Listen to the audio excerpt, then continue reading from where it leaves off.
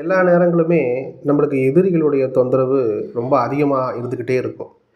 இந்த எதிரின்னு சொல்கிறது கண்ணுக்கு தெரிந்த எதிரியை கூட விட்டுறலாம். ஆனால் அந்த கண்ணுக்கு தெரியாத எதிரிகளால் பிரச்சனைகள் என்றைக்கும் வந்துக்கிட்டே தான் இருக்கும்.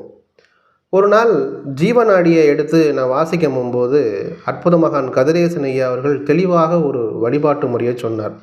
என்னென்னா, ஒவ்வொரு புதன்கிழமை இன்னைக்கும் புதன்கிழமை வரக்கூடிய நாளில் இருக்கக்கூடிய ராகு காலத்தில் விநாயகப் பெருமானுக்கு தொடர்ந்து நெய் தீபமோ செதறு தேங்காவோ நம்ம தொடர்ந்து போட்டுட்டு வந்துட்டு இருந்தோம்னா, கண்ணுக்கு தெரியாத எதிரிகளால் ஏற்படக்கூடிய தொந்தரவு படிப்படியாக குறைஞ்சிரும் அப்படின்னு ஜீவநாடியில் நம்ம கதிரேசன் ஐயா அவர்கள் மிக தெளிவாக சொன்னார்.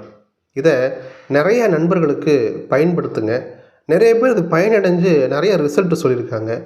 இது அற்புத மகான் கதிரேசன் ஐயா அவர்கள் ஒவ்வொரு முறையும் மக்களுக்கு சொல்லக்கூடிய ஒரு நல்ல விஷயமாக நான் கருதுகிறேன்.